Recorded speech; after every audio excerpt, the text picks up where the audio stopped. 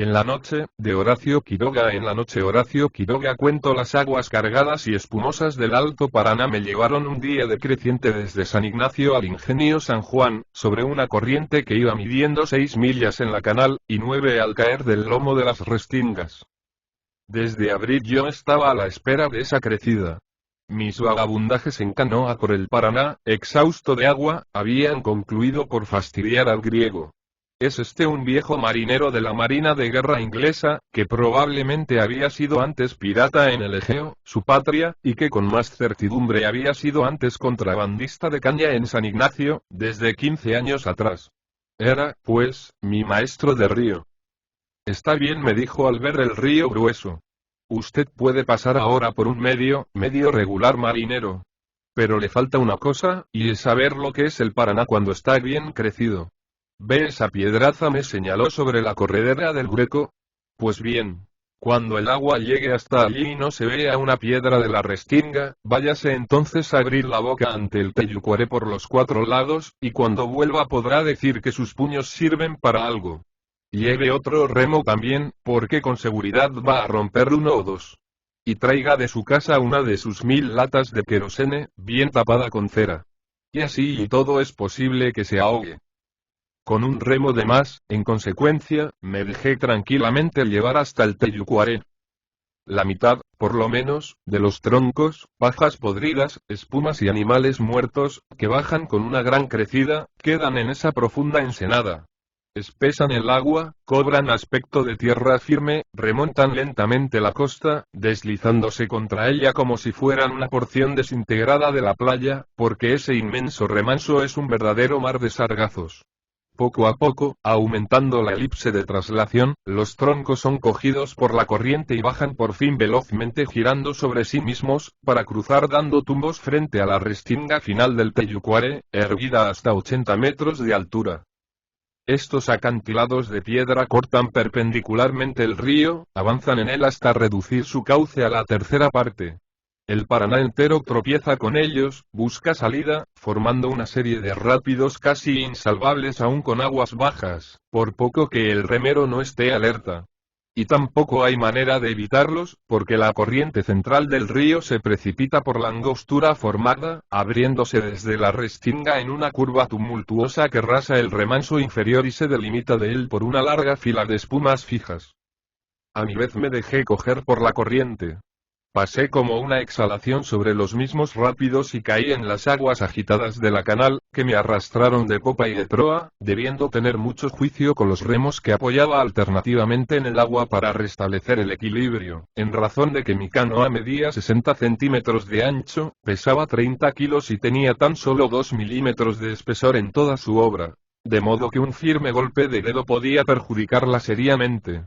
Pero de sus inconvenientes derivaba una velocidad fantástica, que me permitía forzar el río de sur a norte y de oeste a este, siempre, claro está, que no olvidara un instante la inestabilidad del aparato.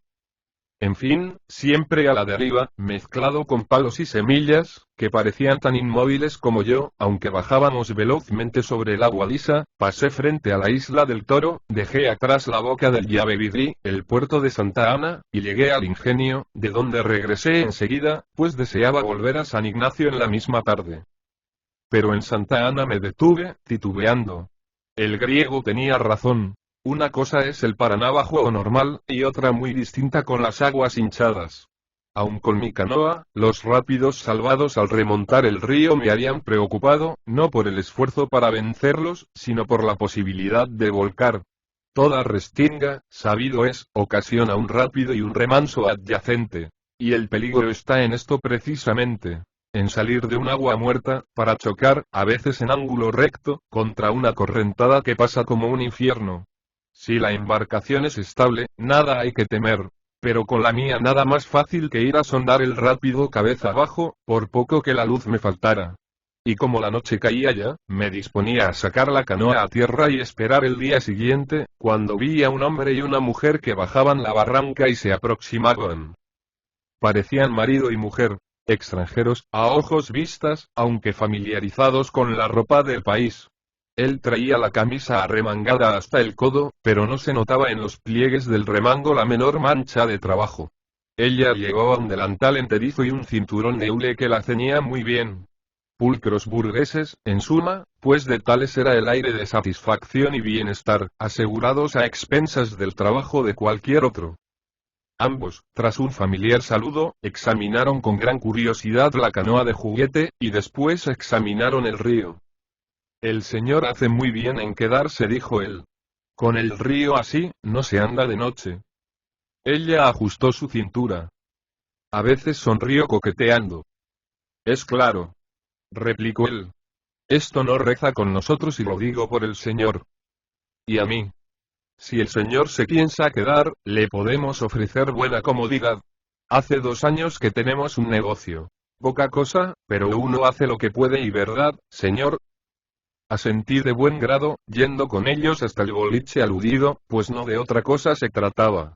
Cené, sin embargo, mucho mejor que en mi propia casa, atendido con una porción de detalles de confort, que parecían un sueño en aquel lugar. Eran unos excelentes tipos mis burgueses, alegres y limpios, porque nada hacían. Después de un excelente café, me acompañaron a la playa, donde interné aún más mi canoa, dado que el Paraná, cuando las aguas llegan rojas y cribadas de remolinos, sube 2 metros en una noche. Ambos consideraron de nuevo la invisible masa del río. Hace muy bien en quedarse, señor, repitió el hombre. El Teyucuare no se puede pasar así de noche, como está ahora. No hay nadie que sea capaz de pasarlo y con excepción de mi mujer. Yo me volví bruscamente a ella, que coqueteó de nuevo con el cinturón. ¿Usted ha pasado el Teyucuare de noche? Le pregunté. Oh, sí, señor. Y pero una sola vez y sin ningún deseo de hacerlo. Entonces éramos un par de locos. Pero el río insistí. ¿El río? Cortó él. Estaba hecho un loco, también. ¿El señor conoce los arrecifes de la isla del Toro? No. Ahora están descubiertos por la mitad. Entonces no se veía nada y todo era agua, y el agua pasaba por encima bramando, y la oíamos de aquí. Aquel era otro tiempo, señor. Y aquí tiene un recuerdo de aquel tiempo y el señor quiere encender un fósforo. El hombre se levantó el pantalón hasta la corva, y en la parte interna de la pantorrilla vi una profunda cicatriz, cruzada como un mapa de costurones duros y plateados. ¿Vio, señor? Es un recuerdo de aquella noche. Una raya allí no muy grande, tampoco, y entonces recordé una historia, vagamente entreoída, de una mujer que había remado un día y una noche enteros, llevando a su marido moribundo. Y era esa la mujer, aquella burguesita arrobada de éxito y de pulcritud. Sí, señor, era yo. Se echó a reír, ante mi asombro, que no necesitaba palabras. Pero ahora me moriría 100 veces antes que intentarlo siquiera. Eran otros tiempos. Eso ya pasó. Para siempre. Apoyó él. Cuando me acuerdo y estábamos locos, señor. Los desengaños, la miseria si no nos movíamos y eran otros tiempos, sí. Ya lo creo. Eran otros los tiempos, si habían hecho eso. Pero no quería dormirme sin conocer algún pormenor. Y allí, en la oscuridad y ante el mismo río del cual no veíamos a nuestros pies sino la orilla tibia, pero que sentíamos subir y subir hasta la otra costa, me di cuenta de lo que había sido aquella epopeya nocturna. Engañados respecto de los recursos del país, habiendo agotado en hierros de colono recién llegado el escaso capital que trajeran, el matrimonio se encontró un día al extremo de sus recursos. Pero como eran animosos, emplearon los últimos pesos en una chalana inservible, cuyas cuadernas recompusieron con infinita fatiga, y con ella emprendieron un tráfico ribereño, comprando a los pobladores diseminados en la costa, miel, naranjas, tacuaras, pajas, todo en pequeña escala, que iban a vender a la playa de Posadas, malbaratando casi siempre su mercancía, pues ignorantes al principio del pulso del mercado, llevaban litros de miel de caña cuando habían llegado barriles de ella el día anterior, y naranjas, cuando la costa amarilleaba. Vida muy dura y fracasos diarios, que alejaban de su espíritu toda otra preocupación que no fuera llegar de madrugada a Posadas y remontar enseguida el Paraná a fuerza de puño. La mujer acompañaba siempre al marido, y remaba con él. En uno de los tantos días de tráfico, llegó un 23 de diciembre, y la mujer dijo: «Podríamos llevar a Posadas el tabaco que tenemos, y las bananas de Francescue». De vuelta traeremos tortas de Navidad y velitas de color. Pasado mañana es Navidad, y las venderemos muy bien en los boliches. A lo que el hombre contestó: en Santa Ana no venderemos muchas, pero en San Ignacio podremos vender el resto. Con lo cual descendieron la misma tarde hasta Posadas, para remontar a la madrugada siguiente, de noche aún. Ahora bien, el Paraná estaba hinchado con sucias aguas decrecientes que se alzaban por minutos. Y cuando las lluvias tropicales se han descargado simultáneamente en toda la cuenca superior, se borran los largos remansos, que son los más fieles amigos del remero. En todas partes el agua se desliza hacia abajo, todo el inmenso volumen del río es una huyente masa líquida que corre en una sola pieza. Y si a la distancia el río aparece en la canal terso y estirado en rayas luminosas, de cerca, sobre él mismo, se ve el agua revuelta en pesado moaré de remolinos. El matrimonio, sin embargo, no titubeó un instante en remontar tal río en un trayecto de 60 kilómetros, sin otro aliciente que el de ganar unos cuantos pesos. El amor nativo al centavo que ya llevaban en sus entrañas se había exasperado ante la miseria entrevista, y aunque estuvieran ya próximos a su sueño dorado que habían de realizar después, en aquellos momentos hubieran afrontado el Amazonas entero, ante la perspectiva de aumentar en 5 pesos sus ahorros. Emprendieron, pues, el viaje de regreso, la mujer en los remos y el hombre a la pala en popa. Subían apenas, aunque ponían en ello su esfuerzo sostenido, que debían duplicar cada 20 minutos en las restingas, donde los remos de la mujer adquirían una velocidad desesperada, y el hombre se doblaba en dos con lento y profundo esfuerzo sobre su pala hundida 1 metro en el agua. Pasaron así 10, 15 horas, todas iguales. Lamiendo el bosque o las pajas del litoral, la canoa remontaba imperceptiblemente la inmensa y luciente avenida de agua, en la cual la diminuta embarcación, rasando la costa, parecía bien pobre cosa. El matrimonio estaba en perfecto tren, y no eran remeros a quienes 14 o 16 horas de remo podían abatir. Pero cuando ya a la vista de Santa Ana se disponían a atracar para pasar la noche, al pisar el barro el hombre lanzó un juramento y saltó a la canoa. Más arriba del talón, sobre el tendón de Aquiles, un agujero negruzco, de bordes lívidos y ya abultados, denunciaba el aguijón de la raya. La mujer sofocó un grito. ¿Qué? ¿Una raya? El hombre se había cogido el pie entre las manos y lo apretaba con fuerza convulsiva. Sí, y te duele mucho, agregó ella, al ver su gesto. Y él, con los dientes apretados. De un modo bárbaro y en esa áspera lucha que había endurecido sus manos y sus semblantes, habían eliminado de su conversación cuanto no propendiera a sostener su energía. Ambos buscaron vertiginosamente un remedio. Que no recordaba nada. La mujer de pronto recordó. Aplicaciones de ají macho, quemado. Pronto, Andrés, exclamó recogiendo los remos.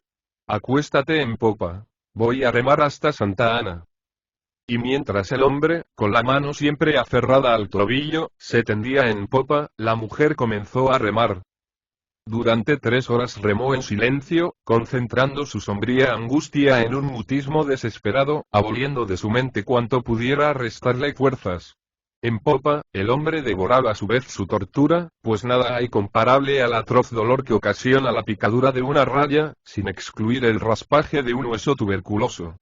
Solo de vez en cuando dejaba escapar un suspiro que a despecho suyo se arrastraba al final en bramido.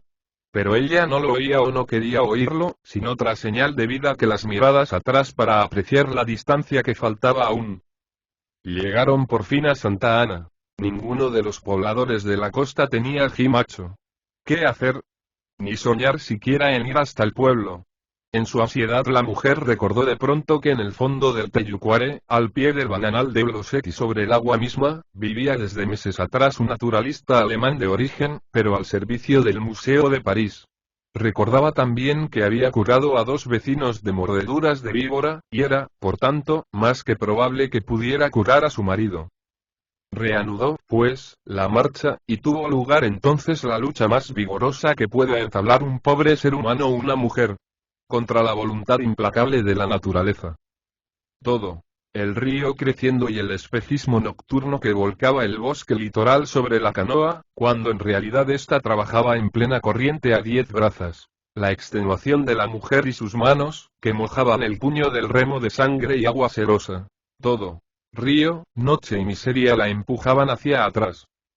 Hasta la boca del Yabebirí pudo aún ahorrar alguna fuerza. Pero en la interminable cancha desde el Yabebirí hasta los primeros cantiles del Teyucuare, no tuvo un instante de tregua, porque el agua corría por entre las pajas como en la canal, y cada 3 golpes de remo levantaban camalotes en vez de agua, los cuales cruzaban sobre la proa sus tallos nudosos y seguían a la rastra, por lo cual la mujer debía ir a arrancarlos bajo el agua.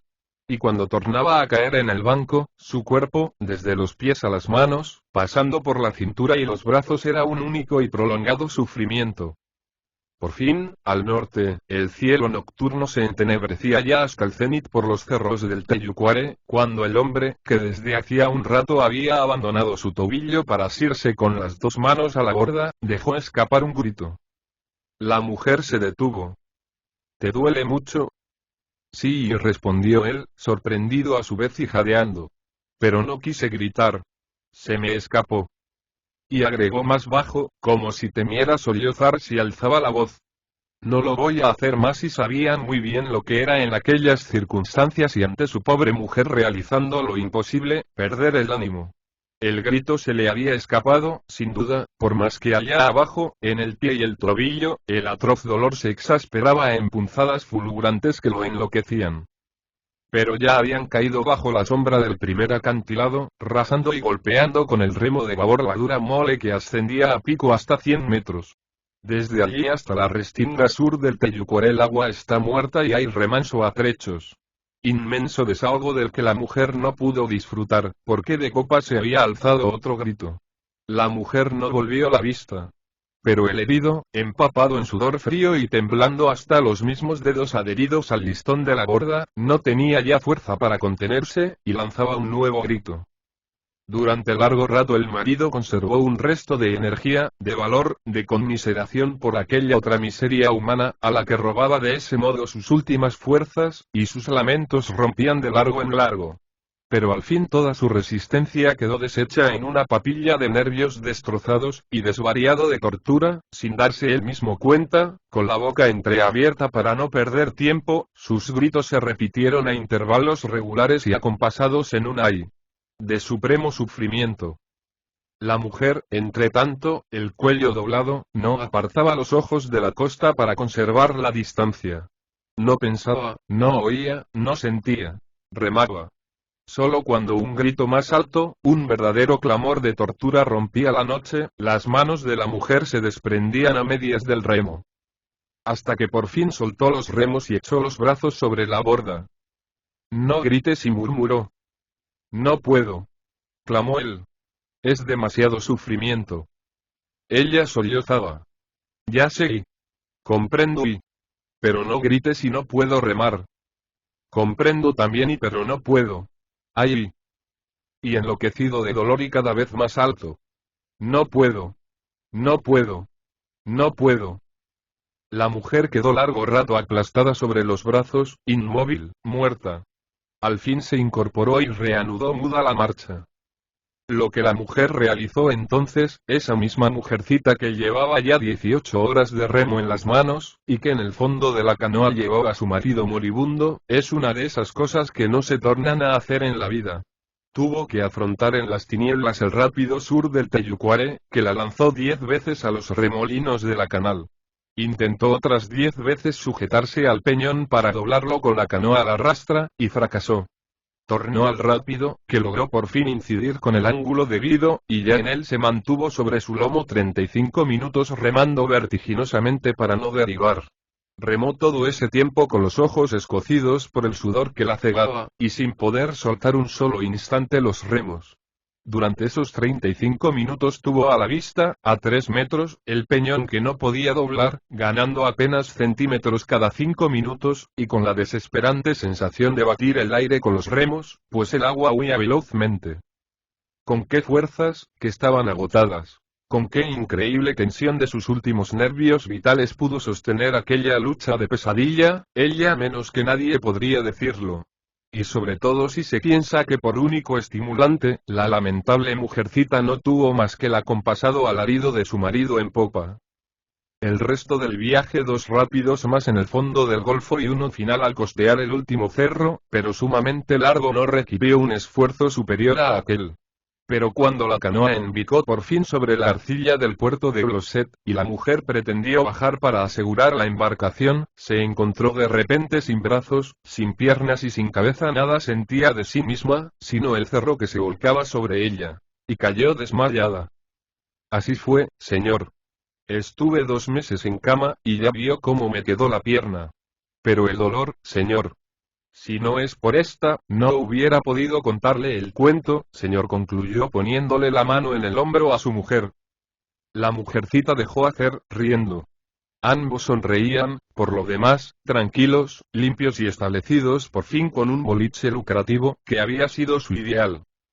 Y mientras quedábamos de nuevo mirando el río oscuro y tibio que pasaba creciendo, me pregunté qué cantidad de ideal hay en la entraña misma de la acción, cuando prescinde en un todo del móvil que la ha encendido, pues allí, tal cual, desconocido de ellos mismos, estaba el heroísmo a la espalda de los míseros comerciantes. Comparte tus lecturas. Simba es un proyecto gratuito de promoción de la lectura. Ayúdanos a que nuestros libros lleguen a más gente compartiendo lecturas en las redes sociales. Si puedes y quieres, también puedes hacer una donación para mantener el proyecto y posibilitar que nuestra biblioteca siga creciendo.